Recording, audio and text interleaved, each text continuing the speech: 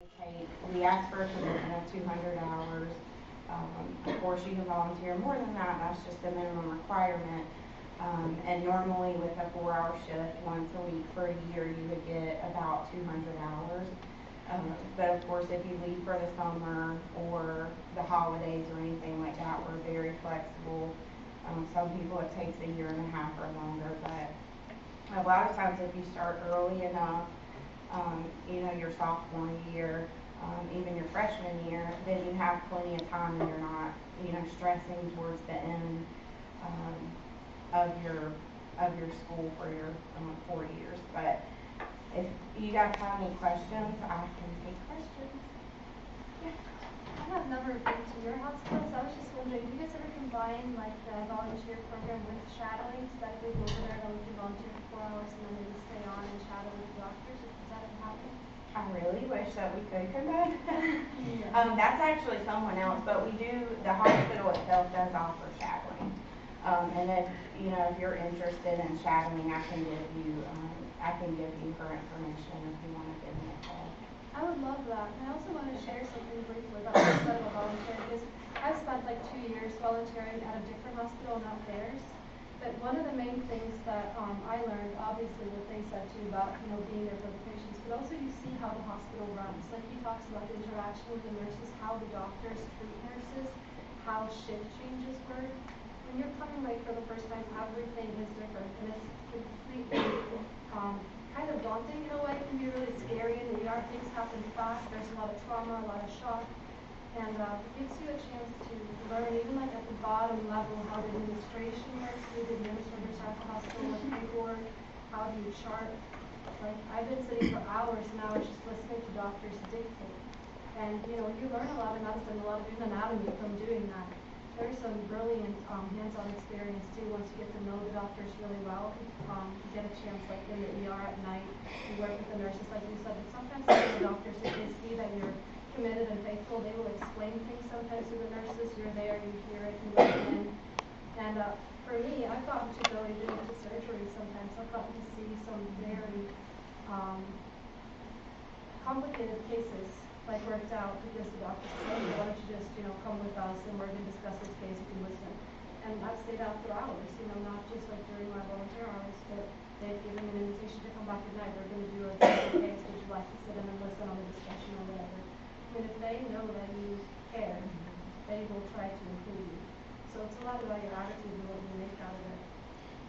That's so true. Yeah, thank you for sharing that. Yeah, that's definitely true, and there have been, especially in the ER, once they get to know you, they're like, hey, you want to see this, and they are excited to have help. But not only that, when they know that you're interested in medicine, I think that makes them kind of more interested in you and what they can do for you. But is there any other questions? How recently can you start? Because this sounds cool.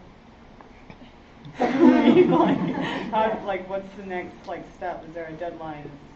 Well, we actually have 5 starting next year. We were only having 4 trainings a year, but after speaking with the director and everything, there seems to be a lot more students than there used to be. So, we now starting next year, we'll have 5 classes a year, and we can take up to about 50 per class.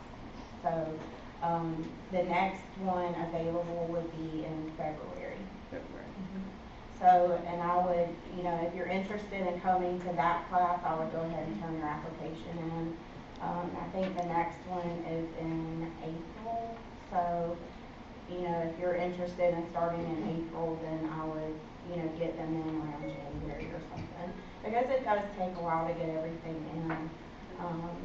We try our best to get everybody we can into a training, but the best thing to do is just call me to see where you're at in the application process, to see, who hasn't turned their reference in or who has. Because like I said before, that's the biggest holdup.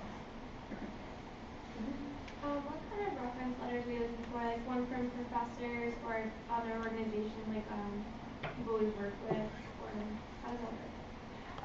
Normally, as long as it's two references and they're not related to you, or you don't live at the same address as them, they can be a reference. So, you know, obviously if you could have one personal reference and one professional, that would be better. But that's not, you know, going to stop you from starting the program if you have two peers, you know, as your references. I know that it said that you had to work for a year for the program, but what if you live out of state and go home for the summer? What should we do then? Oh yeah, that's what I was saying earlier. If you do live out of state, that's fine.